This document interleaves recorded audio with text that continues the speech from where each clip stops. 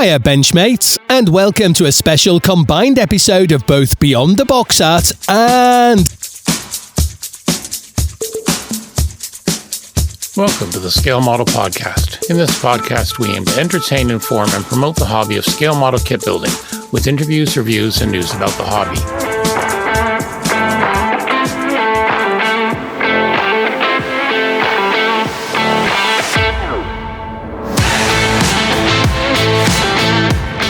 Please welcome your host, Brownie, who is joined by Dan Brazil, Shane Cowie, Geoff Heyland, and Terry Miesley.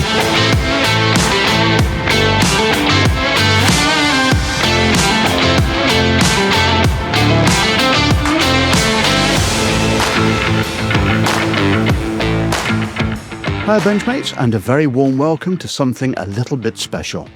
This is episode 28 of Beyond the Box Art, and episode 161 of the Scale Model Podcast. A joint episode bringing two shows, two communities, and one shared passion together at the bench. Now, before we get underway, we want to take a moment because this episode exists for a reason. Many of you will know that the Scale Model Podcast has been on hiatus since July last year, as Stuart Clark has quite rightly been focused on looking after his wife Alicia, who's been going through ongoing treatment. With further surgery coming up late April, everyone connected with the show sends Stuart and Alicia our very best wishes, strength and support for the road ahead. Now, this episode is not a replacement for either show. It never could be. Instead, it's our way of giving something back to one of the true innovators of the scale modelling podcasts. The Scale Model Podcast was right there at the very beginning, second out of the blocks only just after the On the Bench show with Digger Dave, Ian and Julian, and has helped shape what the space has become today. So this episode is a thank you. A way to keep the conversation going, to keep the bench warm, and to bring both communities together for something that feels familiar, but just a little bit different. So what we got lined up for you? We'll follow a familiar format to the Scale Model Podcast running order with news around the hobby, discussion about releases since the last show, and a few other bits and pieces that hopefully feel familiar to the audience of the show. But first, introductions. I'm your host, Paul Pendleton Brown. My friends call me Brownie, so let's be friends. I'm based in the northwest of the UK, somewhere between Liverpool and Manchester, but don't have the funny accent. Just ask Hamish McBoulders. If you don't understand what that means, you should listen to the previous episode. Rob gave him the nickname and thought he was Scottish, even though he comes from Liverpool. Okay, so for me, the day job, I work as manager of an air traffic unit and producing Beyond the Box Art by night. Occasionally, even finding time to stick some bits of plastic together. So joining me from the box art crew, I've got from the deepest, darkest West Norfolk, Dan Brazil. Hiya Benchmates. Well, I am based in West Norfolk, which is mighty 8th bomber country and fighter group county as well, of course. I've been back into the hobby properly for about 4 or 5 years now, after various stints in and out. One-to-one scale life, as I call it, gets in the way sometimes, but this is my biggest involvement in the hobby at this stint, I should say, and I don't think I'm getting out considering the size of the stash that I'm quickly acquiring. So I build anything that I'd like to see in my display cabinet or take to a show. Anything from cars, armour, ships, tanks, figures, maybe even a bit of sci-fi here and there, whatever I like the look of. From the original London, not the Canadian knockoff, we have Shane Cowie.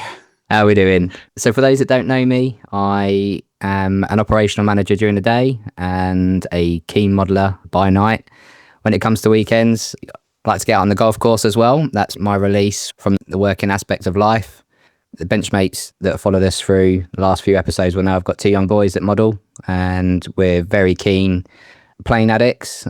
And basically, if it wasn't for my boys, I probably wouldn't have been back into the hobby. I started the hobby on my granddad's kitchen table, and like most people, I have a little hiatus every now and then, but when my eldest son was of the right age, built on my little Spitfire, and then that was when the bug truly caught back, and that was nearly 10 years ago. Absolutely love it. Like I say, it's my little way to escape, and gives you a little bit of a mental release as well. A nice creative journey. So that's a little bit about me. Fantastic. Now, it wouldn't be right to have this show without familiar voices from the Scale Model Podcast. So, from the great state of Illinois, we're joined by Mr. Terry Miesley. Good evening, gentlemen. Happy to be here. Thanks so much for doing this. Having been on hiatus now for a while, you see just how much that podcast is stews. He does all the heavy lifting on it. Jeff and I are just color commentary, really. Just the peanut gallery. I've been here in Illinois in the Chicago region for over 30 years now. Professionally, I'm a master flavorist for a company called Sensient. I'm the savory end of things, so I do things like meat flavors, cheeses, fermented things, all kinds of stuff. We have specialties, but I'm more of a generalist. It's cooking. I grew up in the kitchen, and I still cook. I cook at work all day, just on a very concentrated and controlled manner to generate the things I need. Modeling, I started like most of you guys. I started with my dad. He had kept models he built as a kid in boxes, mostly ships, which we promptly destroyed.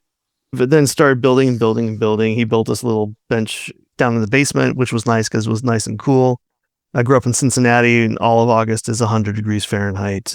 It's miserable, but in the basement, it's nice. I never stopped. I painted miniatures for D&D and other games and such. Did that all through college too, because it doesn't take nearly as much space. And I still get back into the minis mood every so often, but mostly it's aircraft, science fiction, and then stuff to support it. So I'll do groundwork. I'll do animals. I just did a 1/10 scale hammerhead shark from Fade to Black Productions. That was a lot of fun.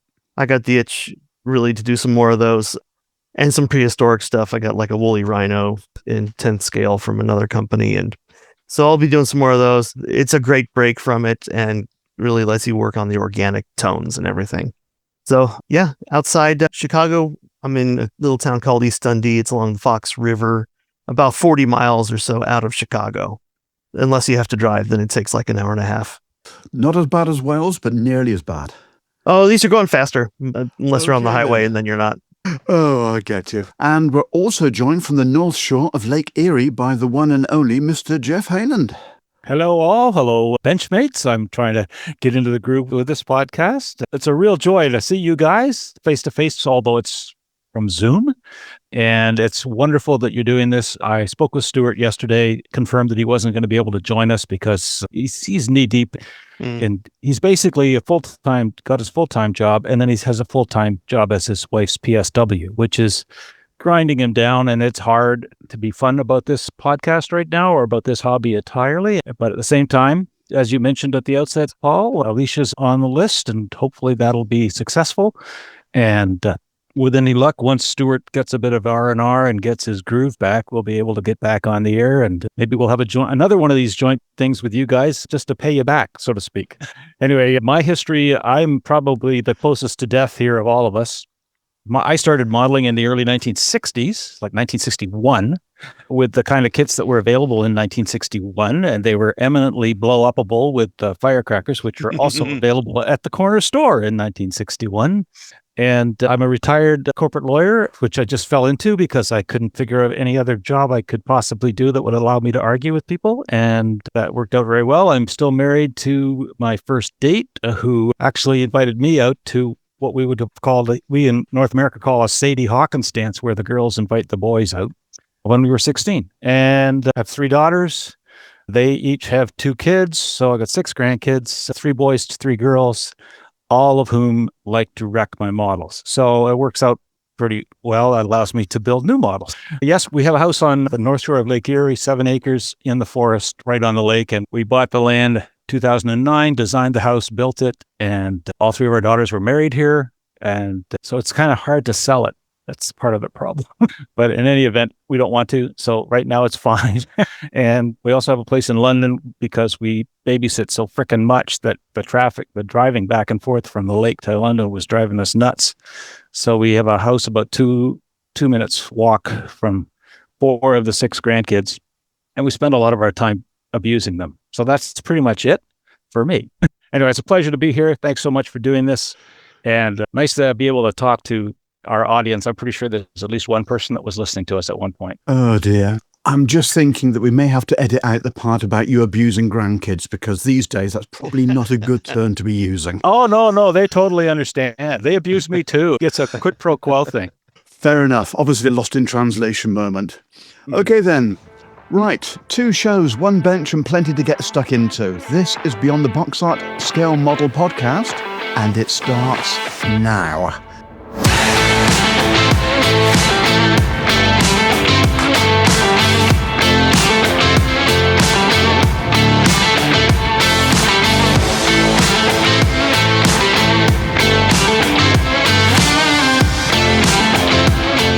Beyond the Box Art is brought to you by Ammo by Mig Jimenez, Fishcom Model Company, Guideline Publications, Phase Hanger Resin Accessories, and the Scale Modelers Supply.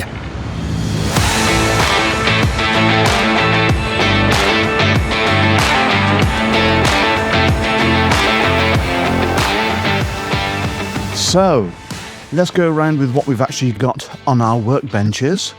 So, let's start off with Shane.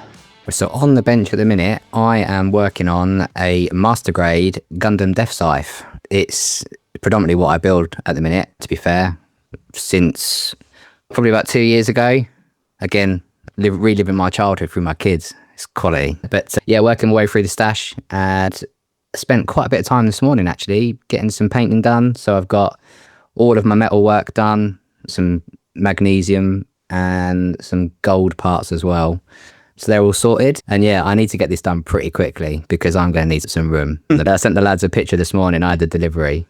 But yeah, that's what I'm working on at the minute. I'm working on a master grade Gundam Death Scythe from the Endless Waltz anime. Not a small subject. Not a small subject, probably one of my most favourite animes of all time. And fortunately, it's also Jacob's, who's my eldest son. He's built all of them in high grade. He had them on display at Telford. But yeah, I haven't managed to get them all built yet. So I'm lagging behind him a little bit. But hopefully it won't be too long before I've got them all done. I've got one left to do after this. I've got the last one I've got to do is Shenlong. So that'll be the set complete. Then what are you going to do? Then, for the benefit, I appreciate our listeners and can't see this, but I'm going to show the lads across the pond here. Look. This turned up this morning. Oh my God. Did it have its own truck? Yeah, I've actually got a photograph of Shane inside the box. Like it. Yeah, to be fair, so when I sent this picture out this morning to the lads, Brownie went, I'm pretty sure you could fit in that, to which both my kids went, yeah, let's have a go. And they couldn't actually fit in it. So yeah, for those that couldn't see it, it is the Monument EX, which I've been talking about now for quite a while. It's an absolute monster. Like, it is ridiculous. That box is probably, 2.5 feet by a foot in depth. So yeah, it's going to take some while. Circa 850 parts in it as well. So definitely not one for our friend Wongy. That is ridiculous. That's insane. But a challenge. Oh dear. Yes. Oh yeah. I was going to say, what have you been spending your cash on? But I think we've just had a bit of a clue.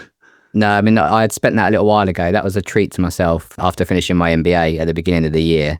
And I haven't spent any money for a little while because, well, after today, if Mrs. Cowie sees anything else arriving, I think I'll be the first one closest to death, Geoff. Fair point. Oh dear. But yeah, that's me. Okay then. Geoff, what have you got on your bench? Oh, I'm a mess. I spent the last 2 months trying to finish up some. You can see behind me, there's a 747 with a space shuttle on it. And there's a Martin Mars water bomber that sort of looks like it's dropping some water. Both of those are kits I probably started about 2.5 years ago. And I was writing an article for IPMS Canada's magazine, or for each of them. And I just lost interest in it at one point. And the shuttle itself had like 4 massive A4 pages of decals of all the tiles and everything. And I thought, oh, I'm going to shoot myself if I have to do this. So anyway, I finally got up the guts to do it, and they look pretty good. I'm not unhappy with them. And I finished the articles, and now it'll take 2 years for them to edit them, but it'll eventually show up somewhere.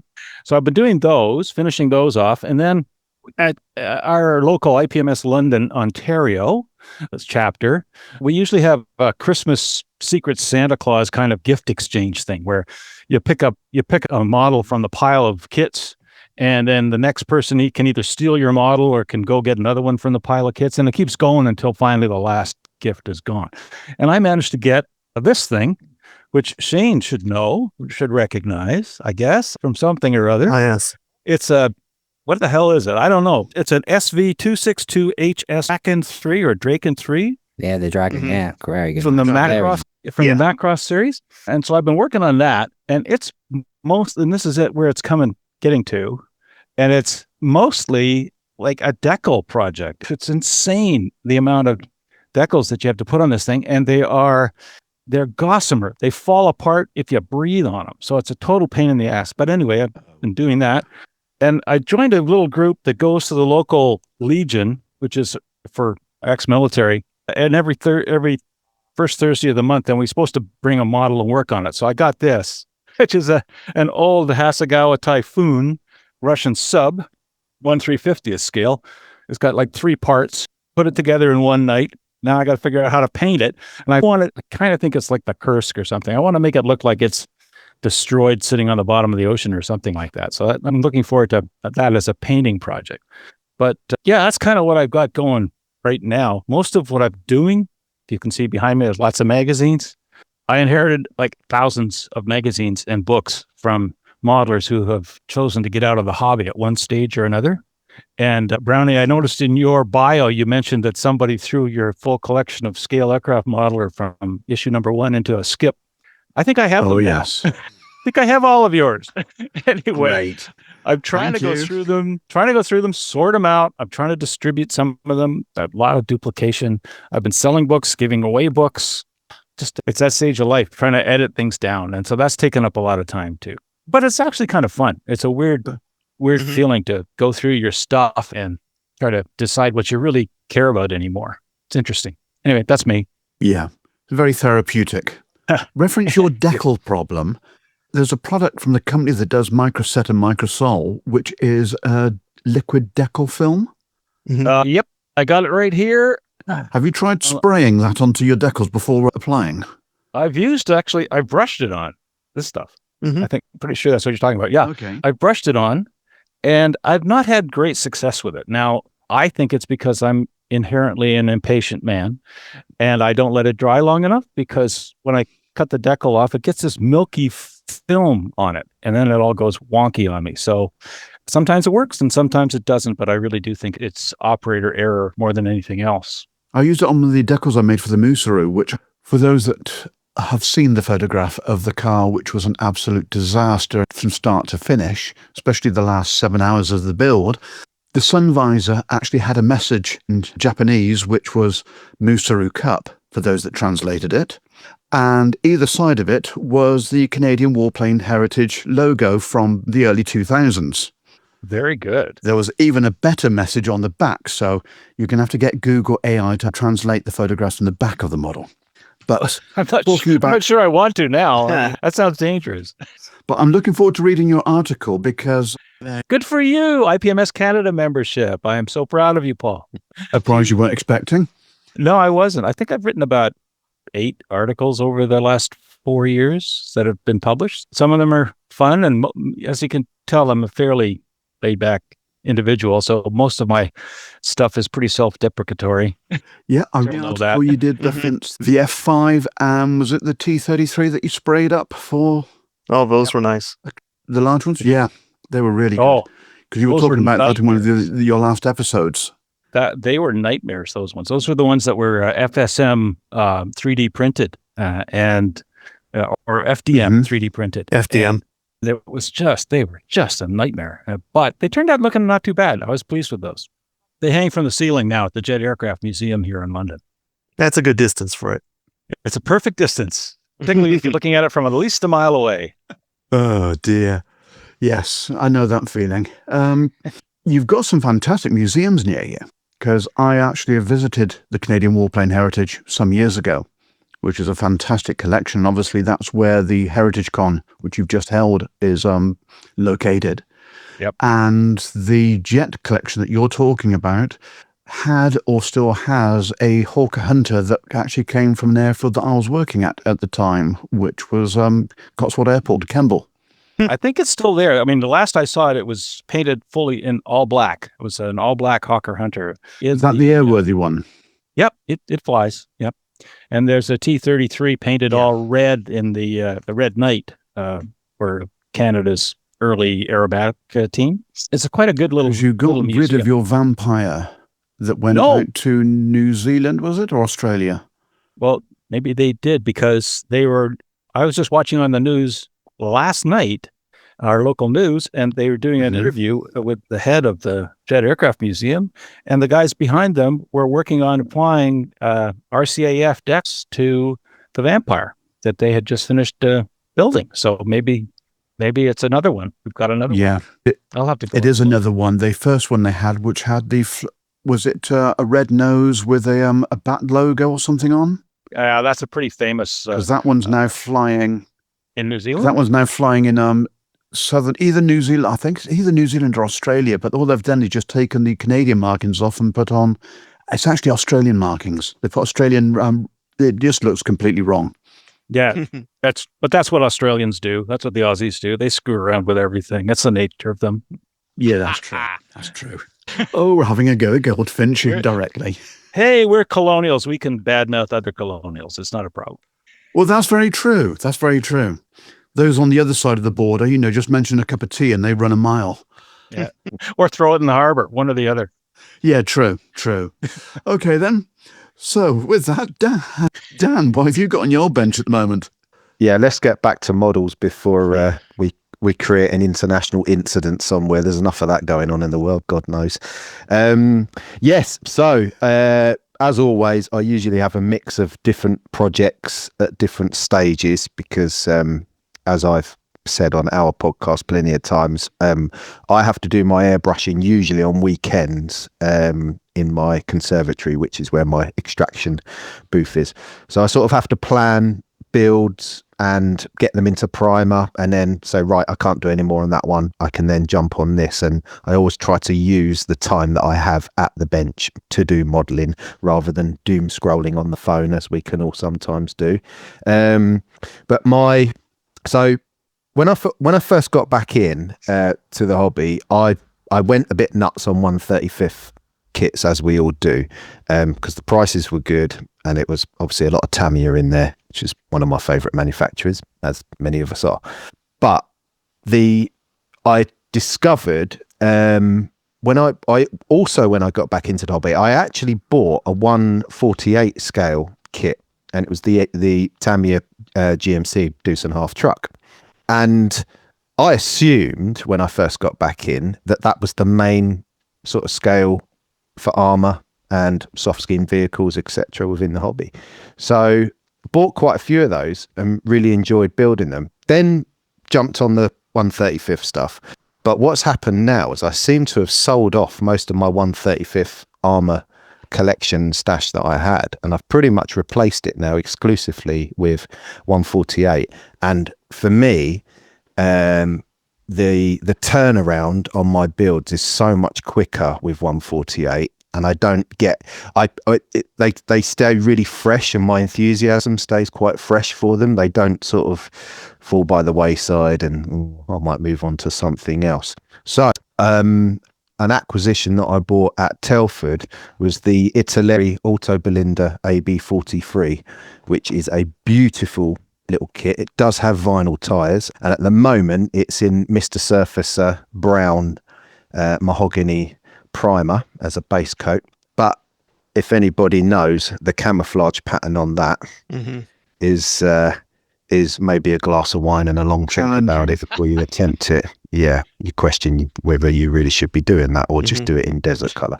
So silly putty is your friend. Yeah.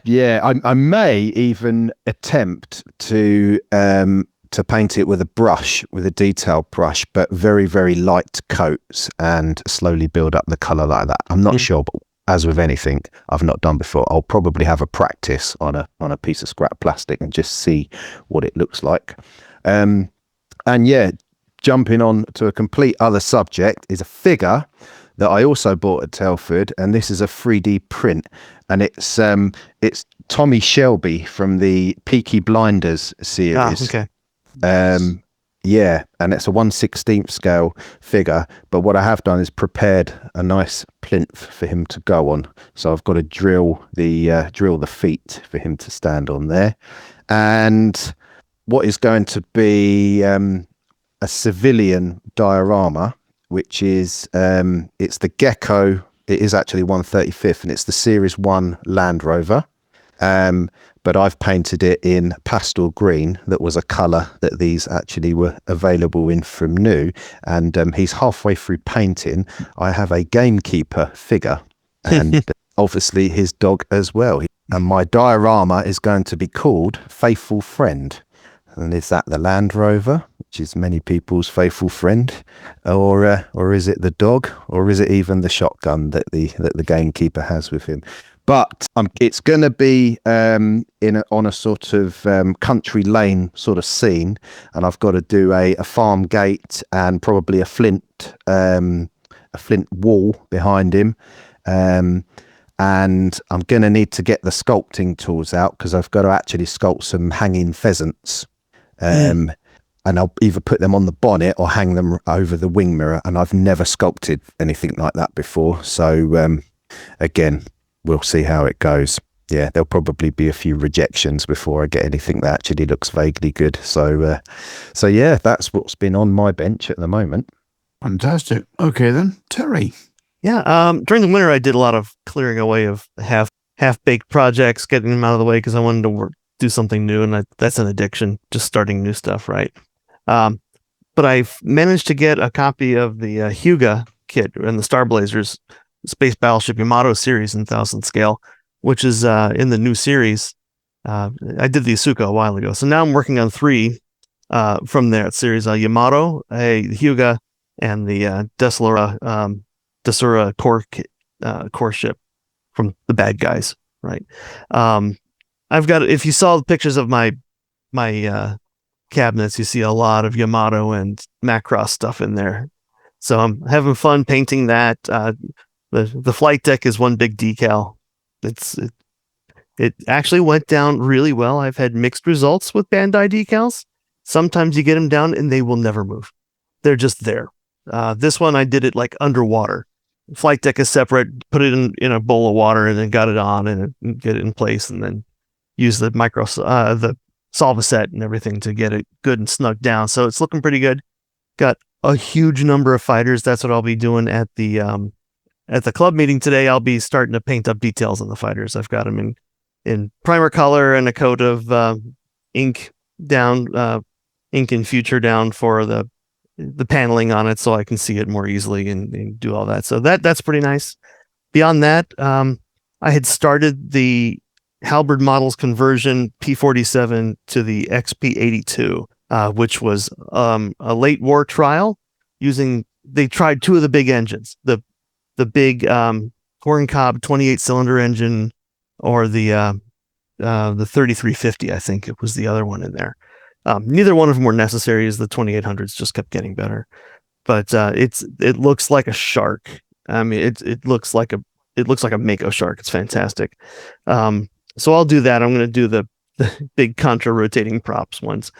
John Payne did the same thing, and we have a knack on these ones of planning without seeing each other's stuff, of picking the exact same thing and the exact same way to do it. The Halberd models kit is meant for the P47D from Tamiya, but if these went into service, it would be more like the M or N. So that's what we both are. He did it earlier. I'm doing it as well. It takes a little bit of work. It's the later model with the different tail and the snubbed wings and all of that. So it should be pretty cool. I'm going to do it in either Australian, New Zealand colors to be like a long patrol attack plane out over the open ocean, and paint it up in that probably just the sea green and gray kind of colors on it, which should look fantastic. Beyond that, there are so many open projects back here. I've got figures I want to get back to working on. Some that are ready. They're like in primer. Let's just get back to it. It's like, but if you lose interest, just put it back in its box, put it on the shelf until you get interest again. Otherwise, you're just going to do a crappy job at it. Yeah. So that's it. I got a whole bunch of other ones too but I'll see what gets me back. But right now, Yamato verse stuff. Okay then. Yeah.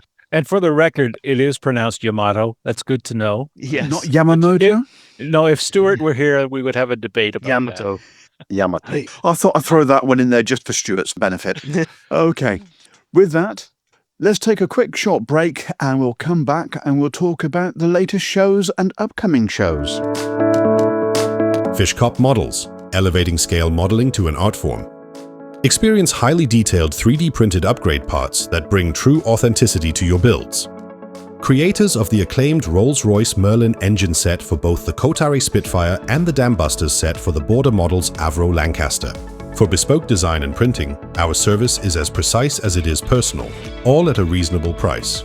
please take a look at our products on www.fishcopcompany.de. Shipping is available for all of our products worldwide. Head to beyondtheboxart.com for host bios, guest features, and direct links to all our social channels. Your central hub for staying connected.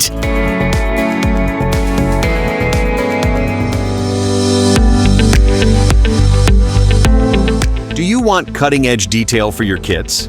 Then take a look at Phase Hanger Resin Accessories, run by USAF veteran Mike Reeves. With real-world aircraft experience as a crew chief, Mike knows exactly where accuracy counts. And today, he's bringing that knowledge to life with precision 3D printed parts.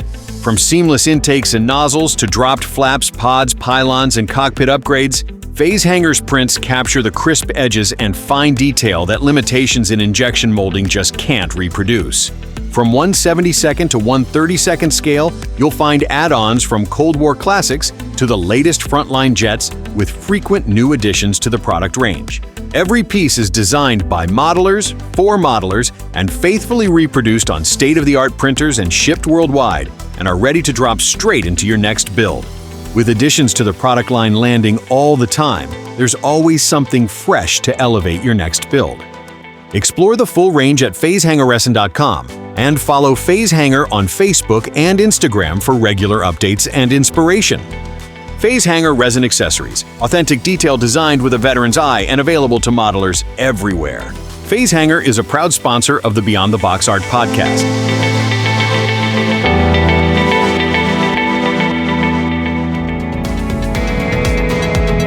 Here comes the Stash Inflation Report, separating genuine must-haves from, well, it was on pre-order anyway. Right then, Benchmates, it's that time again. The bench is full, the wallets are nervous, and the stash is about to get significantly bigger. This is your Stash Inflation Report. Kicking things off this week, we head over to ICM. Among the highlights is the 1/48 scale Lockheed Hudson Mark III, now officially announced, though we're still waiting on that release date. The Hudson, of course, was one of the RAF's early war workhorses, a maritime patrol aircraft that filled a critical gap during those early, uncertain days of the Battle of the Atlantic. Staying firmly with World War II territory, ICM are also bringing out a 32nd scale Booker BU-131D winter version. This classic German training aircraft now is one of those types that doesn't always get the spotlight, but it trained a huge number of Luftwaffe pilots before they ever saw combat. That's followed by a 1/48 scale Henschel HS-129B, a proper brute of a ground attack aircraft. Designed specifically to take on armour, it was heavily armoured itself, a real flying tank, but one that had its fair share of operational challenges. And continuing that, the United States Army Air Force bomber theme, there is a 48 scale B-26, the Last Marauder. The Marauder famously went from being one of the most difficult aircraft to fly to one of the safest, a real redemption story in aviation history.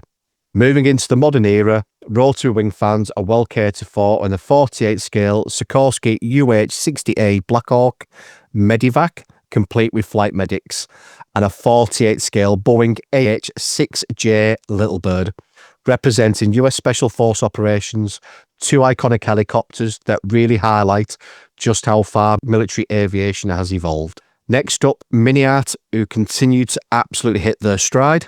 First up is the Republic P-47N2RE Thunderbolt in 48 scale, the long-ranged variant of a legendary Jug.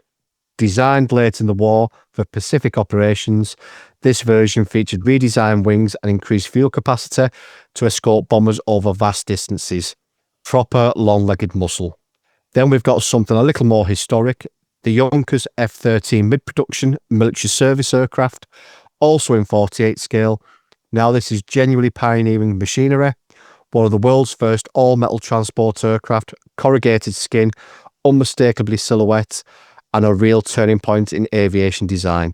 Back into late war Luftwaffe with the Focke-Wulf FW-190D9 early production, JG-54 Grunners. The Dora, of course, was introduced to counter high-altitude Allied fighters, and JG-54 markings give you the distinctive and often quite artistic late war camouflage. Before we move on, a really interesting modern Cold War experimental subject from Kinetic. They've announced a 1:48 scale Luftwaffe F-104G CCV, and this one's a fascinating one. The CCV, or Control Configured Vehicle, was part of a German experimental program looking at advanced flight control systems. Visually, it stands out with those additional canards and modified control services, giving the already striking starfighter an even more futuristic look. The F-104 itself, of course, had a long, sometimes controversial service history with the Luftwaffe, but this particular variant represents a shift towards the kind of fly-by-wire thinking that one could define later generations of combat aircraft. Definitely one of those who like something a bit different and on the shelf. Over to Tiger Head Models, who have announced a 72nd scale Messerschmitt Bf-109 K14, alongside a 48 scale conversion set for the Edward Bf-109, currently in development. The K14 sits right at the very end of the 109's lineage, and one of those what might have been variants as the war drew to a close. Special Hobby are also busy with a 72nd scale Fairey Albacore Mark 1/2. Now, the Albacore was intended to replace the Sawfish, and while it never quite captured the same legendary status, it served extensively across multiple theatres from the North Atlantic to the Mediterranean and beyond. They are also preparing a Lockheed Hudson Mark 4/5/6 in 72nd scale, expanding on those later variants of a truly versatile aircraft. Now, from Great Wall Hobby, we move into the jet age with a pair of 48 scale F-16 releases. First up, the F-16DU United States Air Force and Royal Singapore Air Force 30th anniversary scheme, featuring 3 commemorative schemes displayed at Luke Air Force Base between 2023 and 2025. Proper eye-catching finishes. Along that, the F-16CM Block 50 Fighting Falcon, with marking options spanning the United States Air Force, Japan, Saudi Arabia and Germany, including that distinctive half-glass finish and anniversary schemes, a real global snapshot of one of the most successful multi-role fighters ever. And finally, something a little different from Border Models. They've announced a 1/35 scale North American P-51D Mustang, but with a twist. This one comes pre-painted in metallic aluminium base, aiming to remove what they describe as no more tedious model painting. Now, whether that's action or controversy, I'll leave that one to you, Benchmates. But it certainly opens the door for builders who just want to focus on assembly and finishing rather than the full paint process. Markings include Glamorous Glen 3, Creamer's Dream and Matchery, with an optional lighting and power kit available separately, so plenty of scope to take further if you wish. So there we are, another week, another serious hit to the stash, and more proof that the hobby is showing absolute no signs of slowing down. But speaking of things with tracks, armour and slightly heavier footprint, I'm going to hand you straight over to Dan for the AFVs. Thanks, Boulders. First up this episode, IBG Models are heading into Cold War territory with something for fans of British armour. Coming soon in 72nd scale is the V4101 Charioteer, specifically configured for Middle Eastern service. Now, for those unfamiliar with the Charioteer, it was Britain's answer to giving older Cromwell chassis a serious anti-tank punch, fitting them with the formidable 20-pounder gun in a new turret. IBG have been on a strong run lately with their smaller scale armour subjects, and this release looks set to offer modelers an unusual post-war vehicle with plenty of regional camouflage potential. For anyone with an interest in export armour or lesser covered Cold War conflicts, this could be one to watch. Next up, from Dynamo Models, they continue to impress with their increasingly dramatic figure releases. This latest set is titled Bailout, French Tank Crew 1940. This new resin set captures the desperate moments after a Suma S-35 has been knocked out during the Battle of France. 2 crewmen are shown urgently escaping their stricken vehicle, while a third remains behind, weapon ready, covering their retreat. It's a strikingly cinematic composition loaded with movement and emotion, available in both 1/35 and 72nd scales, with optional heads and high-quality resin printing. This set looks ideal for diorama builders into early war French armour scenes. Dynamo are clearly carving out a niche for storytelling through their figures, and this release reinforces that reputation nicely. And finally, something little bit more left field from Balaton Model, who are offering the Hungarian HSCS GS35 tractor in both 1/25th and 1/72nd scale. These 3D printed resin kits come complete with photo etch parts and represent another welcome addition for modelers interested in more obscure axis support and logistical vehicles. Hungarian subjects remain seriously underrepresented in the hobby, so it's refreshing to see manufacturers exploring beyond the usual mainstream armour staples. Whether you're building Eastern Front support scenes, logistics dioramas, or simply fancy something genuinely unusual in your collection, this could prove a very worthwhile release. So from British tank destroyers to desperate French crew escapes and Hungarian utility vehicles, it's another varied month proving armour modelers can continue to have plenty to tempt them. But enough of the tracks and armour plating, it's time to head from the battlefield to the high seas. Nevs, over to you, mate. Thanks, Dan. Now, let's steady the decks and cast our eyes across the nautical side of the stash, where there's everything from Renaissance warships to Cold War missile cruisers heading for your workbench. First up, from a South Korean manufacturer we haven't spoken about before on the pod, Torii Factory are making waves with an intriguing series of 1/350th scale Japanese and Korean sailing vessels spanning from the Renaissance through to the Industrial Revolution. Among the announced releases are 3 variants of the iconic turtle ship, complete with full hulls and oar detail, alongside the formidable Panok Seon Korean battleship. While details remain somewhat scarce, particularly regarding whether these will be traditional injection molded kits or, more likely, high detail 3D printed offerings, pricing is expected to land somewhere between £30 and £50. For naval historians, diorama enthusiasts, or even wargamers with an eye on the shogunate era, these represent a genuinely exciting expansion into often overlooked maritime subjects. Something considerably more modern from I Love Kit, with a brand new tooling of the USS Mobile Bay in 1/200th scale. As the 7th vessel in the famed Ticonderoga class of guided missile cruisers, Mobile Bay served from her commissioning in 1987 through to reserve fleet status in 2023. Known for their increasingly ambitious, large-scale naval offerings, I Love Kit are expected to deliver another substantial injection-moulded release here, with UK pricing likely around the £140 mark. This promises to be a sizable centrepiece for modern naval builders, and should prove particularly tempting for those looking to expand their Cold War or modern US Navy collections. Finally, for fans of historic naval grandeur, Revel are bringing back their impressive 1/150 scale Swedish warship Vasa. First tooled in 2011, this full-hull injection moulded kit recreates the ill-fated but visually stunning flagship as she appeared in 1628, with 330 parts and a finished length of over 45 centimetres. This remains a substantial display piece straight from the box, though for many detail fanatics, it positively screams for aftermarket embellishment. So whether your tastes lean toward ships of the line, modern missile cruisers, or ornate 17th century flagships, there's plenty on the horizon to keep naval modelers well and truly afloat. Now, over to you, Shane. What's happening in the world of Gundam Mecha and all things gloriously futuristic? Thanks, Nevs. And Benchmates, if your stash leans more towards mobile suits, cyberpunk classics, or sci-fi oddities, there's plenty here to test both your shelf space and your wallet.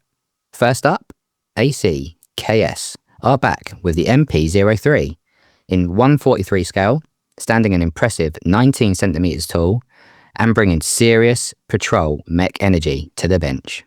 This one includes a revolver cannon tucked neatly into the calf hatch, a stun stick, and a riot gun with a newly tooled deployment stock. You're also getting interchangeable head shutters, retractable patrol lamps, and a quality waterside decal for all your unit markings. It's due in October, and it's yours for around £60. Tiger model are stepping in to the Gundam arena with the MG-1100 Gundam Vidar BL, a more detailed and enhanced take on the iconic design. Expect upgrades, pre-painted gold-plated panels, coated hydraulic pistons, pre-finished blade parts, all aimed squarely at builders wanting something a little more premium straight from the box. This one's landing in May, and for approximately £35, which frankly sounds dangerously reasonable. For fans of Ghost in the Shell, Max Factory are delivering a real slice of manga nostalgia. With their 1/20th scale, Pla Max, minimum factory, Batu is inspired directly by the show's artwork, and the kit captures that unmistakably cyberpunk aesthetic beautifully. At around 8 centimeters tall, it may not dominate your display, but it absolutely delivers on presence. Expected in October, and for roughly £40. Bandai's Gundam Side F exclusive, real grade, 1/4 scale, Shazabi. This one in clear colour. As you'd expect, very much one for the collectors. The clear armour, dedicated action base, newly designed decals, and effective parts for those formidable double horn funnels that make this standout premium release. Available in May, though your bank balance may wince slightly at £100 mark. And finally, something a little different from a relative newcomer in Sheikh Mainland, with their 1/4 scale Ultra Action Trooper series, available in gold and silver variants. These original sci-fi kits offer fresh design language, trading cards, water slide decals, and a compact but respectable 12 to 14 centimeters finished height, releasing in May as well. And at around £35, they could well be one to watch for builders seeking something beyond their usual mainstream fare. So, whether you're after law enforcement mechs, manga legends, premium suit mobile suits, or entirely new sci-fi universes, there are no shortages of temptation heading your way. And that's your lot for this episode. And now, from a word from some of our sponsors, before we rejoin Geoff and Terry for this special episode.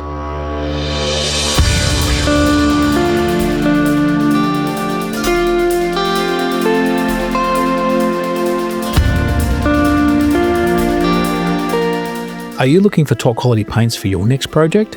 Then look no further than the Scale Modeler Supply. Hi, I'm Scott, and as a passionate modeler myself, I've spent years creating the SMS product range, designing them specifically with a scale modeler in mind. We've worked extensively to develop our acrylic lacquer paint range to not only be airbrush ready straight out of the bottle, but also to be very easy to use so that anyone of any skill level can create professional results with minimal effort. Just give the bottle a good shake, pour into your airbrush and spray at 15 psi. So dive into your next project with confidence, knowing that you're backed by one of the finest hobby paints on the market. Head over to our website scalemodeler.com.au to check out our full range and to find your closest retailer.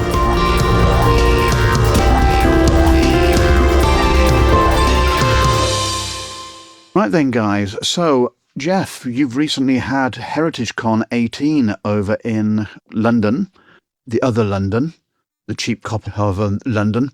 How did it go? Hey. It went great. It was a great show. Mm-hmm. There were a ton of vendors. There was a lot of good stuff there. Over 960, I think it was actually more than that, models or builds on the tables, which is a pretty darn good turnout for Southwestern Ontario. We had, I think the Plastic Posse podcast was there, and we had a couple of demonstration sessions in a couple of the side boardrooms, which were well attended. A bunch of guys from our club won some prizes, which is nice to have happen. But really the fun part of that show is not necessarily winning anything. It's just seeing what everybody else is building, seeing the levels of imagination that are on the table. It was really a great turnout, and the place was packed. Now, this was the first year that they have passed. The way that HeritageCon works is all of the gate receipts goes to support the museum, Canadian Warplane Heritage. Like museums in the world that flies their planes. They have historic planes. They have one of the only 2 flyable Lancasters in the world. You guys have one over in your area. And it's just, and I've been fortunate enough to fly on 2 of them. Not the Lancaster, but the Harvard and the Stearman, the biplane trainers, and the Harvard, the higher trainer. If you ever get a chance to do that, do it. It's outstanding. It's so much fun. I've done it. Oh, isn't it great? It's the best.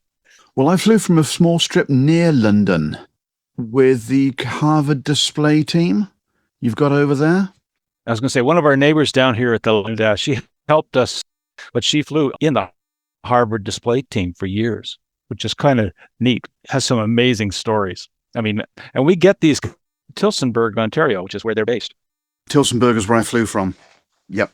And I flew with a guy called Ed, who was last year Snowbird 10.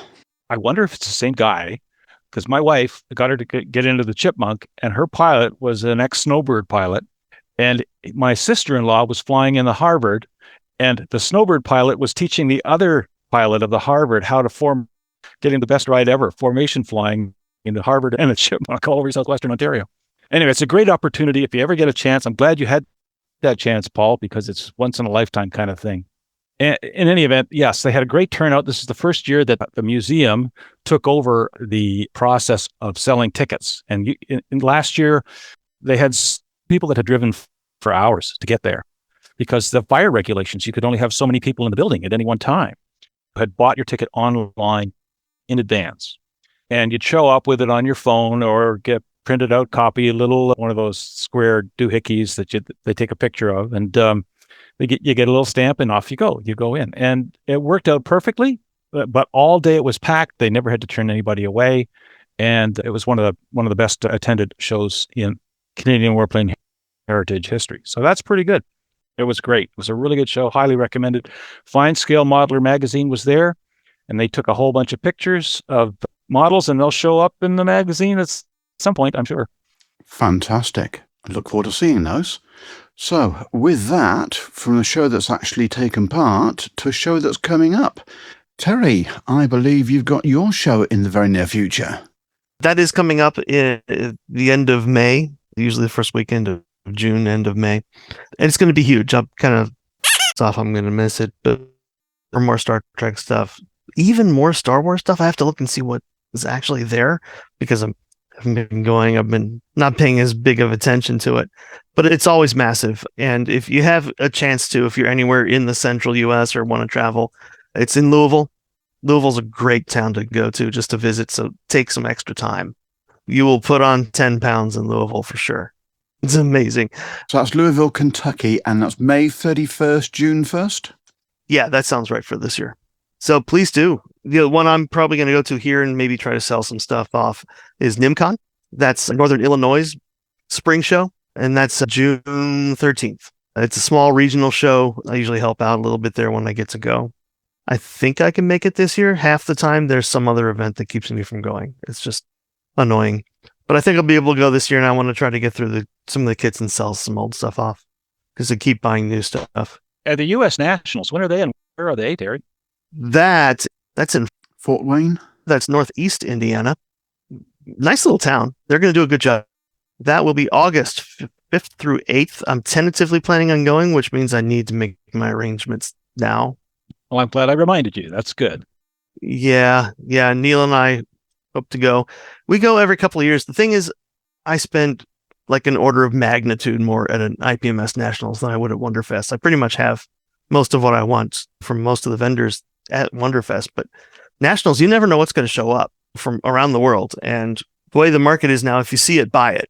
Terry, can I ask, do you find that the prices are better at the shows that you go to over there in the States, or are they about the same as what they would be if you ordered online, obviously without posting? Yeah, substantially better. Right. Okay. Prices to the point where, if I was hemming and hawing over whether to buy something and say Rhino or someone like that has, the Japanese mecha kits and stuff like that. Yeah. Oh, well, I'll buy it now. Import duties and such from Japan right now, especially now, if they've already brought a large amount over and paid the imports. Yeah.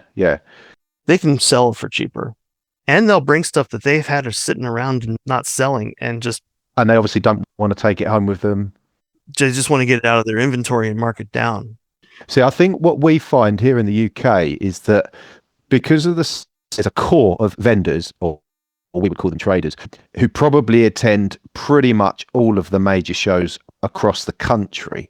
And you usually find that the price they're selling for is pretty much exactly what it would be if you click and order it online from them. Sometimes see perhaps when someone has passed away, as we had a vendor at our club show, and it was a lady that booked, and she basically bought her whole father's collection, and she said, I just want them to go. I don't want to take them home with me. But she said, I'm not too sure on prices. So we did a very quick, rudimentary, well, it would have been tempting to rub your hands together, Geoff, but you know, I believe in karma, and sometimes, you know, so I said, you know, we sort of went through and gave a few sort of guideline prices, and I said, that's what you roughly want. That's a good price for that. If you want to sell it less and you just want to get rid of it, then go for it. But that's a different sort of scenario. But the full-time vendors and traders, I've always wondered, because of the geographical distances in the States, do they want to go home with an empty van? Yeah, well, that's their business model. There's a couple of resellers we've worked with. We've had some club members die, and we're trying to sell stuff piecemeal or whatever. And he goes, I'll buy the whole lot. Let me look at it. I'll give you a price. And so stuff that you're like, well, I know I could get more for this, but I would get nothing for that. So lock it all together, gives you a check for $2,000 or something like that, which, you know, if you spent the time, and I don't want to spend the time, but if you spent the time, you could probably get more. But just to get it out, and then they're going to go through all the work, you know, opening up. We would do that. We would look in boxes, because we all do that. We all start something, put it back in its box and put it on the shelf. It's like, well, now that's kind of not sellable, but he'll buy it anyway. And he may try to sell it for $5 or something. Do you also find as well, because I know some of the shows, a lot of the sort of more regional shows, quite a few of them are 2-dayers, aren't they, as well in the States? Is that right? Very, very few are multi-day. Most of them are just a single day. Ah, right. Okay. So do you have enough time to go shopping and view all of the tables? On most of the shows, yes. Because, you know, you'll go once and then you'll go again. And then by the afternoon, if you're there the whole day, by the afternoon, you're like, yes, I'll go walk around the vials again and see if anything's still there. But at a show like Wonderfest, because there's a constant demo track going on. Actually, 3 demo tracks going on, guests, movies, all kinds of stuff. And sometimes you talk to people, it's like, have you got to the contest room yet? Oh, no, I better go. It's like, yeah, it's always good stuff in there. Yeah. And before you know it, the day's rapidly going away. It's lunchtime. Yeah, both days are gone. Yeah. Yeah, the days have gone so quickly. Yeah, it's just interesting to see what the difference is with shows and events, you know, in different countries. I mean, I know Brownie, I wasn't on that call, but Brownie spoke to the chaps from the Philippines, and their IPMS show is on the ground floor of a shopping mall. Nice. And it's, you know, anyone can come and visit, and it's just a really different, a totally different vibe. Whereas I think today in London at the Excel Centre, our London here in the UK, there's a huge tabletop wargaming exhibition, but it's not as big as some of the events and shows they have there. I think they have one hall or maybe 1 or 2 halls, but I get the sense that you can walk around it all in a day and look around all of the stalls, whereas a show like Telford is just a monster. I mean, there are 3 halls, and each of those halls is probably 3 or 4 times the size of a fairly large show here in the UK, and there is no way you can see all of Telford in one day. You just cannot. No, and that's kind of the level of the Nationals, and Wonderfest is approaching that. The Heritage Con is kind of in that same. Cincinnati's getting there too. Cincinnati routinely is now over 900 entries. Yeah. And they spread it out well. That's also in a museum. Yeah, there's also... That's a great venue. Yeah, there used to be one at Hendon Museum in London and in North London at Colindale there. And that was great because you would be looking at 148 Spitfire kits in front of a Spitfire. It was fantastic. Yeah, I'd like to get over to Telford at some point. My sister lives down in Petersfield. Oh, right, yeah. So I get to visit her as well. So the next show we're at is going to be the de Havilland one, Dan, and that's at the de Havilland Museum, just north of London, literally just north of London. And you're going to be underneath the wings of one of the 3 mosquitoes that they've got there, and the vampire's still there. They've got a Comet fuselage, well, both Comet fuselage, both the racer from was it the late 30s? Yeah.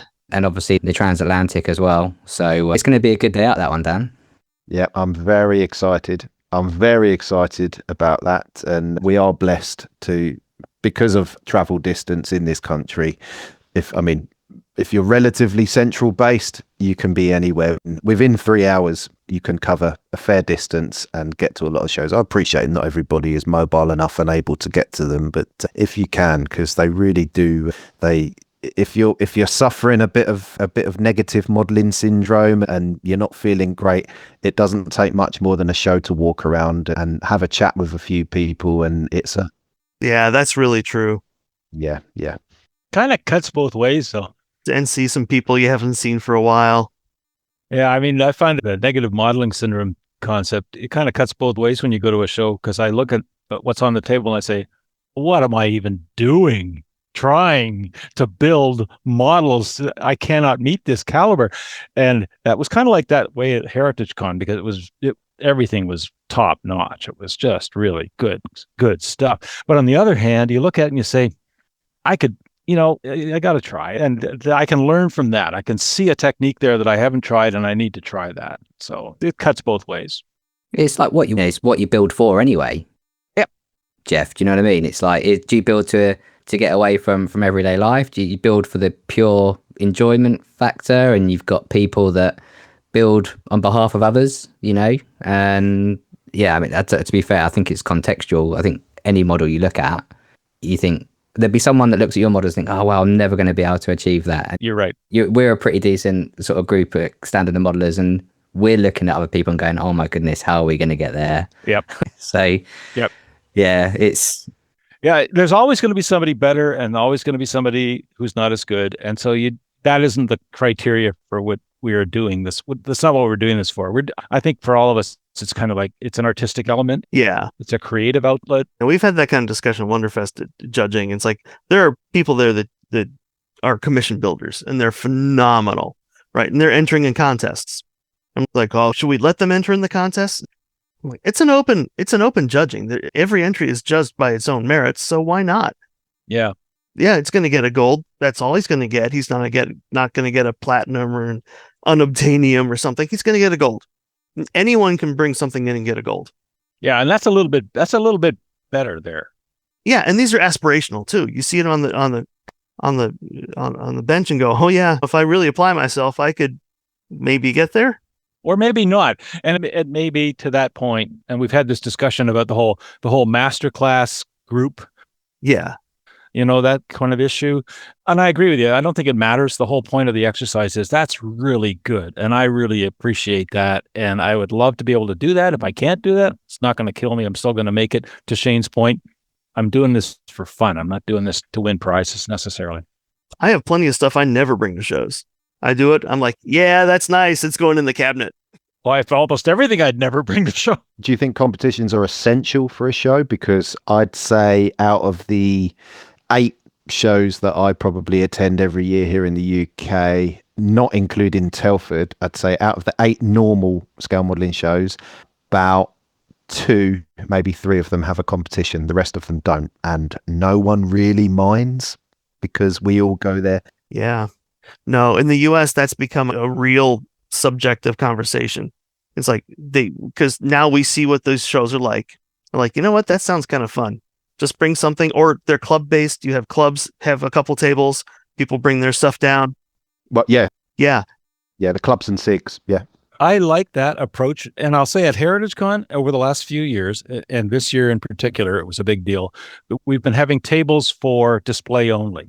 And some of the best modelers I know, particularly from our club, that's where they're putting their builds. They're not trying to compete. They're not on the competition tables anymore. They're just putting them out there. They're saying, take a look at what I do. This is what I do. And it may be good. I don't care. I don't care what you think about it. Here it is for you to enjoy or not enjoy, to your point. Yeah. In the US, typically everything's a contest. Just everything's a contest. But the questions are being asked. And people are seeing the value in the other way, in just the displays, in just the social Or maybe the open format. What we see, our open format here tends to be, because I judge at our club show, we walk around all of the club tables and choose, as long as you know the category that you're judging. So I usually judge the armor and dioramas. Someone else would do juniors, someone will do ships and nautical and whatnot. So we will actually walk up and down those clubs and SIGs and make our choices from what we see. And inevitably, the person that built it is sitting there. So you can have a chat with them about it. Whereas there is one show that we go to, one of those few that does have a separate competition room. They're just all on a table. You register, you pay your entrance fee, you fill out your registration card, you slip it under the model or whatever, pop it on the table, and then you go. So when you're walking round as a visitor to the competition, there's no one there to ask, how did you do that? What effect did you use here, or what groundwork? So I think the more relaxed, open competition style lends itself to more conversation and more learning when you do go to shows, especially if you've traveled all that distance, you know. Yeah, I think we'll see it over the next 5-10 years. We'll start to see some of these shows, these regional shows, turn into these sort of social and display, not non-competitions. More of a celebration. Yeah. Invitationals, whatever you want to call them. When you've got competitions, like Dan said, it's more of like an open competition. So if you're attending the show to be at the show, to represent your club or your SIG or whatever, you're not there to enter into competition per se. It doesn't even say on the door that there is even a competition. You know, it's just that the guys take it upon themselves to celebrate what they think has brought the most value to their show, in their opinion. And it's really cool, to be honest. It's probably a bit more organic, isn't it? Whereas... Yeah, it absolutely feels natural. The pressure of building for competitions is a different... It's more social. Yeah. It really is. And we all know people that get super pissed off that their thing didn't win. Yeah. You come over and go, yeah, look, I judge at other shows. Let me look at it. It's like, well, here's a thumbprint. Here's it. What's going on with your clear work here, guy? You know? Why did you think this would be a gold? Tell me.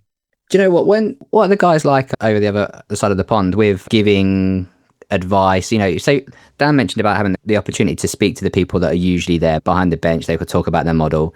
If you see something, oh my goodness, how did you do that? Are guys pretty open, and girls obviously, are they pretty open to giving you like that technique advice, or are they pretty closed off? I'll let Terry answer for the US experience, but certainly my experience here in Canada is everybody's different. There are some people who are, this is my proprietary technique and I don't want anyone to know about it, and their vast majority of them are the opposite. The vast majority of them, I'd love to talk about this. This is so cool. I really enjoyed it. I screwed up so many times, but I managed to get this one particular approach right, and here's how I did it. And they're very happy to talk about it. Yeah, that's the case here. Most people want to share. Most people want to show off if they did a good job and not be afraid. The hesitancy is always on the asker, right? How do I approach somebody? How do I ask them? It's like, just ask them. Just ask. Just ask. Right. And at a show, especially regional shows, or, you know, for me at Wonderfest, I judge, but I know just by style who did half the stuff on those tables. I know, and it surprises me when I see somebody, you know, I flip the card and it's like, oh shit, I thought that was somebody else. It's like, man, I'm gonna have to tell him he's really upped his game. This is great. But yeah, everyone generally does. I'm happy to talk my way through stuff. Or if I hear someone go, and some of my pieces, I've heard this before. It's like, see, that's the stuff you can't do without using oils. I'm like, dude, I use no oils on that. It's all acrylics and inks. It's like, I don't use oils for the most part. Yeah. You know, it's like, what? Really? It's like, yeah. That's my reaction. I use oils all the time. There's so much more control. Do you not find? They aren't. Watercolors work fantastic, man. Oh, I do not need any more paint, Terry. I do not need any more paints. And paints and pencils and glazes. And no, if you do acrylic, the biggest tool you'll ever have is a glaze medium. Like AV's glaze medium. Their thinner's pretty good too. But it also works in Tamiya paints. It turns that into a brushable paint.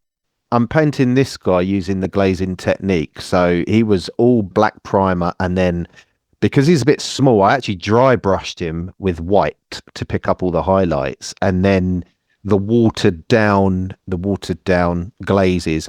I started the first figure I tried it on, I just used water and it tended to pool too much. So I then bought some glazed medium, and that allowed it to, I think it almost breaks down the surface tension a bit more. It definitely does. Right. Yeah. Think of it as like an unpigmented paint. Okay. Yeah. So when you're thinning it with more paint, and it's a glaze medium that has a retarder built into it, and it dries slowly and allows it to suck through and that kind of stuff. So yeah, if you're not using glaze medium, play with it. It'll even turn, say, your Tamiya paints into a brushable paint. Really? Wow. I don't know how you're going to edit this discussion, Paul, because it's just going all over the place. This is fantastic. Welcome to the Scale Model Podcast without Stu. Exactly. We find tangents off of our tangents. It's all color commentary. We're over there now. Okay. Well, going back to the size of shows and what we're looking at, regional show, our show at Bolton, we had around about 1,600 on the table for a one-day show. Wow. And when you're looking at Telford, the competition area is separate to the main halls, and you're looking at around about 900 to 1,000 for the competition.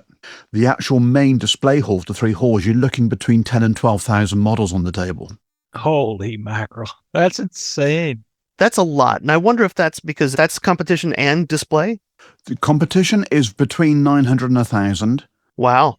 The actual display only is 10 to 12,000 in the three massive halls. Because you have all the special interest groups and that kind of stuff. And that would be multiple model. And for Telford, they all make an even bigger effort, because there is actually a prize for the best club and, well, best SIG and best club table. Yeah. They really go to town. Yeah. But that's why it's classed as being the biggest model show in the world. Yeah. It's massive. That's impressive. You need the 2 days, and that's nowhere near long enough. Mm-hmm. Because you've got the vendors aren't in separate halls compared to your shows. They're actually all around the periphery and on some of the actual end of the display tables as well. So it's all mixed in together. Does any one person sort of consolidate, like take pictures of everything and consolidate them and post them in some way so you can access it? Impossible. You haven't got time. You have not got time. Not even Tony Wooten could do it. There are some videos out there which actually try to capture all of them, but they're literally walking past a table and you just have to look at it as they're going past. Because there just isn't time to look at every single model. There really isn't. That's amazing. And there's so much hi, how are you? People that you maybe saw last year or you see at other shows. Yeah.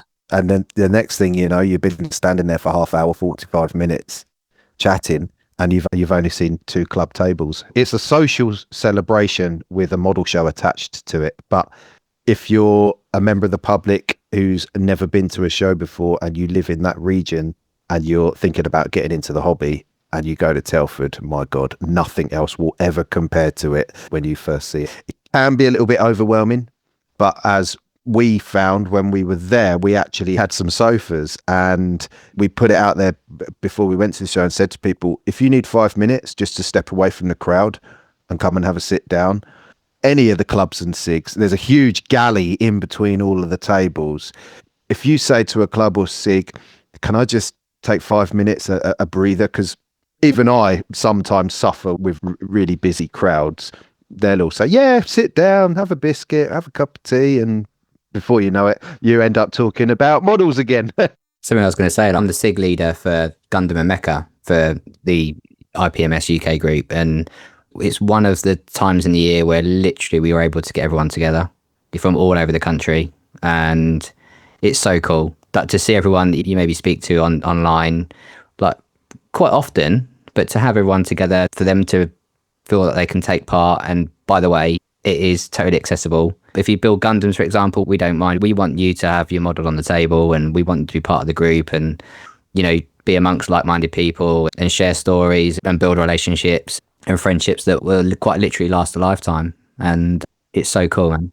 Yeah. These shows become reunions. I mean, I've been going to Wonderfest since '99, and There's no small number of us who have been going there that long. And you see them literally now they're bringing their kids into the contest. It's incredible socially what sticking bits of plastic does, isn't it? Yeah, any social group, but this is really broad because you got the figure people, you got military, you've got not. It's a really broad subject matter. People just like making something. It's crafting, but you can find that this is a very solitary hobby. You put on some music and you sit down and you work away for a couple of hours or do whatever, but you're doing it on your own most of the time. Mm-hmm. And so these shows are opportunities to not just sort of see other people's work and share your work. It is, to Terry's point, and Dan and Shane's, it's a social experience. It's an opportunity to turn solitary into community. And that's a great thing for these shows. And for some people, I know we have members of our club who are uncomfortable in groups. Yeah. And so you work together to try to bring them out of their shell a little bit and come and do these things. And it's really therapeutic too. Very much so. And I don't know how you guys are when you had your stand at Heritage Con for the show, but you have people coming up to you and having conversations that have listened to your podcast. Mm-hmm. And we have found the same at Telford last year. It's a case of they're coming up and having a conversation with you as if they've actually known you for a great period of time. And you don't know who on earth you're talking to, but within a few minutes, you're best friends with the person. Yeah. And we all do that. Yeah. They think they know you, and they probably do. Yeah. I was just going to say, Terry, at Heritage Con this year, I wasn't surprised, but I was happy at how many people came up to me, because I wasn't wearing Scale Model Podcast gear or anything like that, but they knew me from last year, came up and wanted to know how Stuart was doing. And honestly, were concerned and cared. And I passed all that on to Stuart. And to your point, they do know us, because at least with our podcast, because we don't edit it, they get the unfiltered stuff. Yeah. So we are not that different from how we come across on our podcast. We're very much the same as well. The only reason we do some editing is we found that our audience is of an age that has normally hearing problems. And having cared for my late mother for many years, she couldn't hear people having a conversation if there was more than one voice at the same time. And Boulder, who's on the show, also wears hearing aids, and he has the same problem. He's confirmed it. So what we do is split the audio out, so you actually have a conversation and you don't have people talking over the top of each other. So that's what actually takes the time. So it's not because of all the foul language that we've been sharing with each other. Oh, no, don't we edit that out as well during this conversation. The next thing I've got on the list is what you've things that have actually come out, major releases since your last show. Oh my God. How about just the big stuff we've bought since then that we remember? Go ahead. Well, stuff you spotted. What's on the shopping list? Yeah, what have you actually been spending your cash on since the last show that your audience would be familiar with? Well, just recently I picked up that ICM Henley Page Hampton. Oh, yes. My wife was very much interested in that. She liked that. And I'm like, well, there's also the Baltimore. It's like, I like this one better. So I may be building that before too long. That and the ICM B26 and the Beaufort and the B26, yeah. The KIE, whatever, Lily, and there's a bunch of twin engine stuff coming out now. Really nice kits. I'm really looking forward to the A20. I was this far from buying the 32nd scale one, but then I knew they were going to release a 48th. So looking forward to that. I bought Hong Kong Models B25 Strafer. Edward is doing boxings of it now too. That kit is fantastic. I'm just watching Dan here salivating in the corner. It's fun to watch. Yeah. Before the tariffs took place, I bought all the Dogram kits, the 48th scale Dograms via HobbyLink Japan. It's the old 80s Battletech series, right? If you remember that. They were released here under those licenses years ago, but these are new kits and they bear almost no resemblance to the old kits. They're phenomenal. All the old 80s mech designs, but modern kits. And so I got a couple boxes full of those from HobbyLink. And now I don't have to look for them. It shows. And Geoff can sit there and think, I can buy it so much cheaper without the tariffs.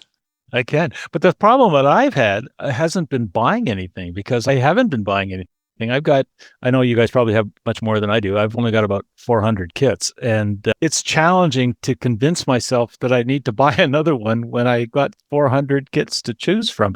It's like a little personal hobby shop. And to be fair, I didn't buy all those kits. A lot of those kits I kind of inherited from estates that I was trying to sell off for, frankly, for widows in most cases. And so I've got a lot of models to work on, and it's really more a question of what's going to turn my crank? What do I really want?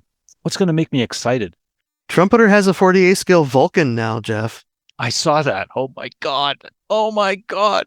My wife, every time, like, I'm so impressed that your wife wanted the Hampton, because my wife's, the first question is always, are you going to build it? And then the second question is, where are you going to put it? What? And so it's like, I don't know. I don't care. I just want to build a damn thing. Practicalities. So you've got a cupboard full. Yes. But you buy more. Well, yeah, because this one is different. I need this boxing. Well, it's better. It's the better one. It's prettier. I like the box art, whatever. Well, Ginny knew what she was getting into since I've been building since I was like 12. Yeah, fair enough. The whole time. So I was doing that while we were dating. So she knew what she was getting into. And so did Lynn, but that doesn't stop her from asking the question. True, but I can just see Geoff going for one of the other releases that Trumpeter have announced, which is the 135th Gigant.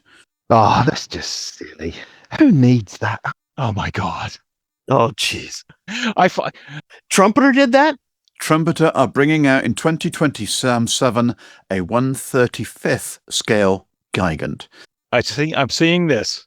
Now, we discussed this on a previous show about the scale and the practicality. Now, I can see someone using the nose section of it and actually having an AFV being unloaded, but it's 1.57 meters wide with a wingspan.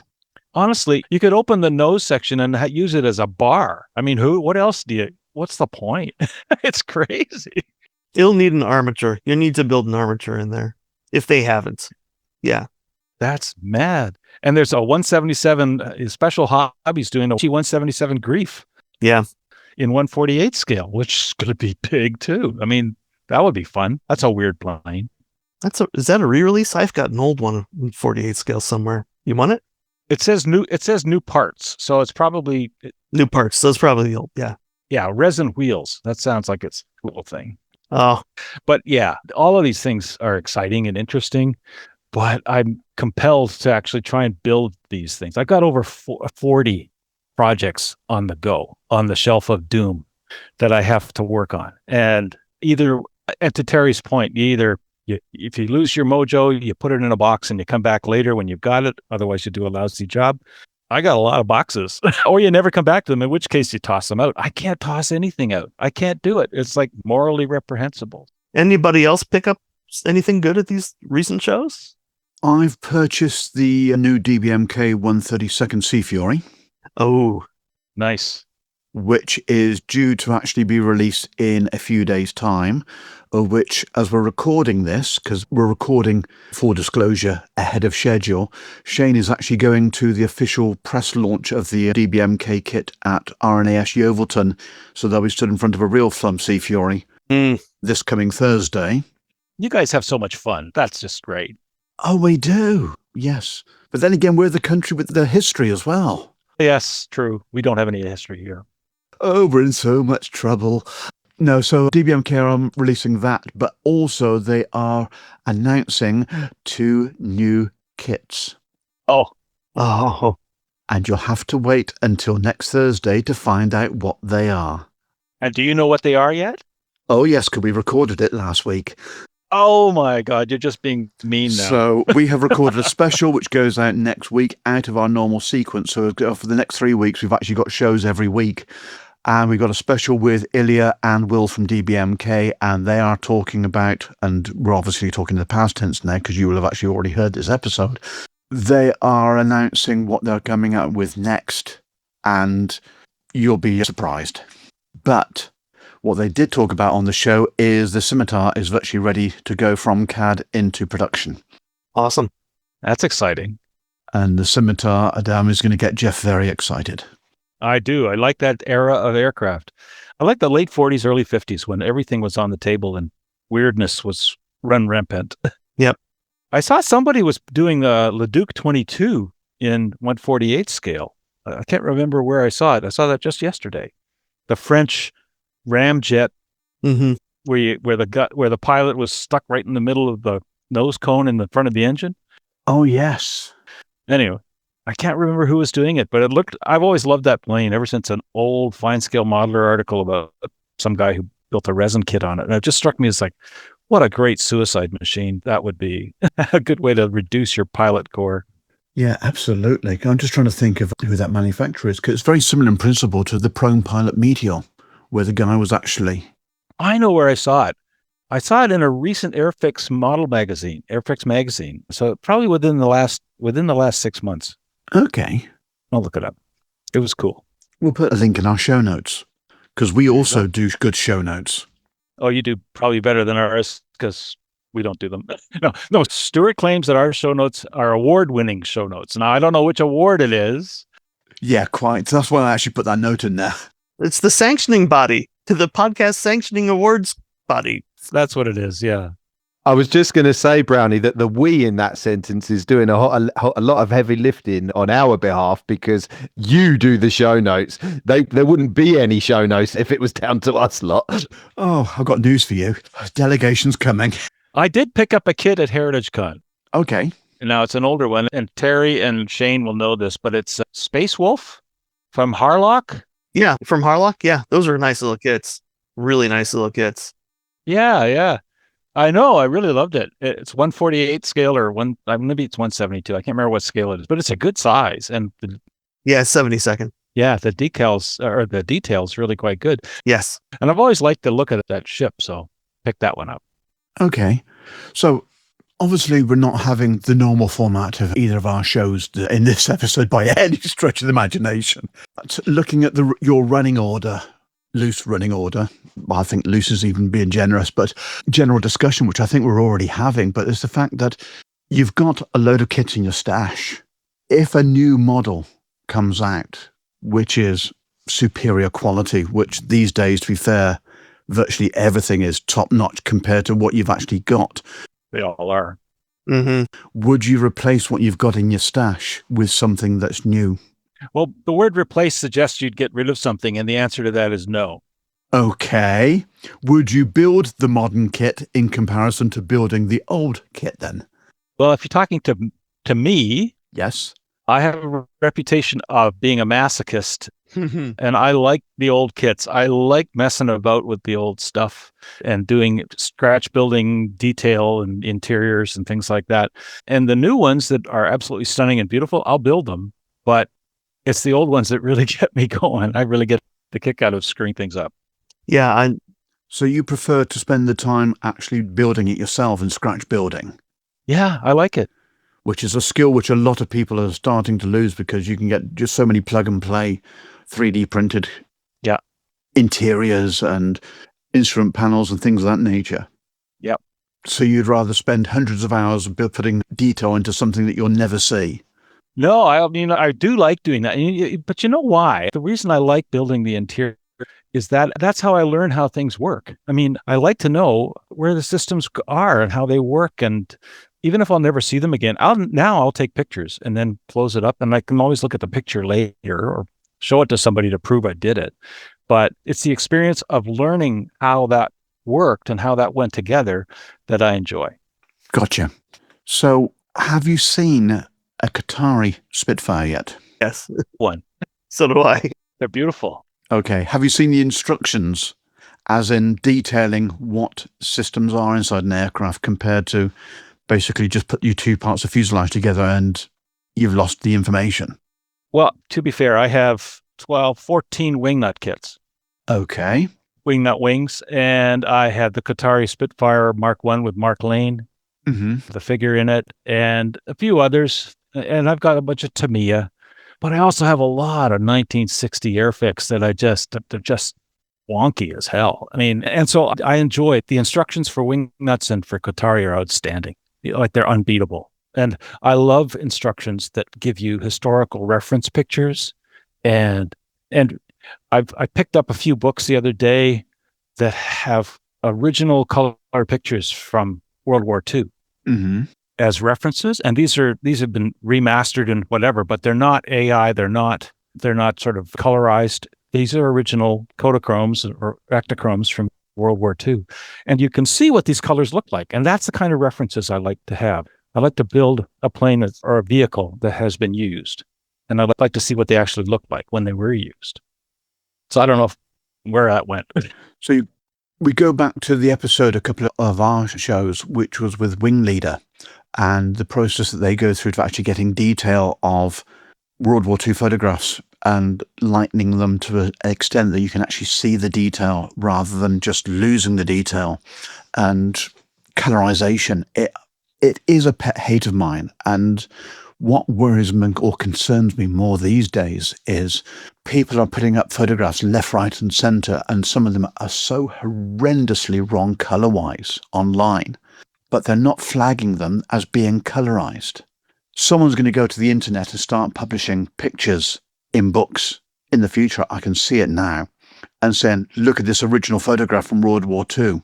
And it's just going to throw everything completely out the window. And it's a case of, I would much rather look at a black and white photograph and try and extrapolate the data myself than actually going by something that's been colorized. There's a lot of older reference books which has line drawings and color details from people that were around at the time, rather than modern day representations which look like they've just rolled off a production line. And it's trying to get those original reference materials now, because with AI, some of it, unfortunately, is impossible to tell if it's real or it's fake. And it's frightening. It really is frightening. Well, my approach to photographs now is if it looks really good, it's probably fake. And that's unfortunate, but it is what it is. You have to be really careful about, like anything now, you have to be really careful about what you're looking at. I've noticed a bit of a trend that's started on quite a few Facebook modeling groups where they have a big header saying this is an AI-free zone, and they really try to limit anybody posting anything to do with AI, because I truly believe that actual facts, facts have been under threat for a very long time, but it's like, please don't contaminate our history and references and those beautiful photos and images. Even if they are a bit grainy, they are of their time and they tell a story and they were taken for a reason. I'd rather see a really good black and white photo that I can use as a reference for a diorama than a colorized version, because as you say, it throws your perception, and your creativity is then led by the colors that you're seeing. I'd rather have that more organic process and make a diorama or a build using good quality reference material that I know that's trusted, and see where it goes from there without the use of AI. Oh yeah. One of the things I saw on a Facebook group recently was a person arguing the fact that they'd used AI and purely to put the background into for the model. Great. It put a beautiful World War II background in colour behind this model of a Spitfire. Mm-hmm. But this Spitfire had absolutely horizontal wings, no dihedral whatsoever. And he said it hasn't affected the model in any way, shape, size or form. And someone said, are they level on your model? Well, no, but so what else has it changed? You just cannot allow it. There's a lot of people that are modifying. I've seen a trend in the last few weeks. People are scanning images from slides, etc., and asking AI to clean up the image. Great. Start looking at the squadron markings that are on the fin, because they suddenly become completely fictitious. Or they'll do a picture of some human being and they'll wind up with 7 or 8 fingers and whatever else. Well, yeah, that means they normally come from Kentucky. Yeah, there it is. No, Louisville. The thing is, Geoff, that is actually happening less within the last year. Yeah. Because it's getting better. It's better at it. That's actually getting better, and that's what's worrying. Oh, yeah, for sure it is. And you just have to be careful. That's one of the reasons. At the end of the day, AI can't clip sprues out of a frame. And AI, no matter how much AI there is, it's not going to build the 700 individual track lengths on a Ryefield Tiger tank, is it? Well, to be fair, real intelligence shouldn't do that either, but that's a separate question. That's why I've gone 148 and Lincoln length. That's the way. Exactly. Oh dear.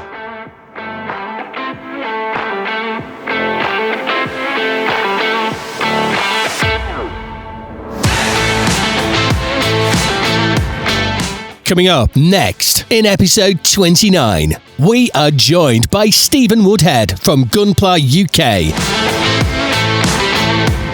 With that, I think what we will do is draw a close to this episode. If we need to fill the gap again in a couple of months' time, we'll reconvene and go down that route just to keep your guys entertained. But for now, it's 2 shows, 1 bench, and hopefully something that's felt a little bit special and familiar at the same time with the conversations we've had this afternoon.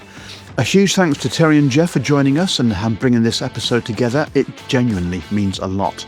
And of course, this one goes out to Stuart and Alicia. Stuart, mate, the bench and your crew will be here when you're ready. Until then, we're just keeping the seat warm for you. So focus on what really matters. So from all of us and from both communities, we're right behind you. So, for this episode, I'm Paul Pendleton-Brown. And I'm Dan Brazil. I'm Shane Cowie. I'm Geoff Heyland. And I'm Terry Miesley, reminding you to check your fingers. Oh, good one. Oh, you can have fun. You're going to have fun editing that one, Paul.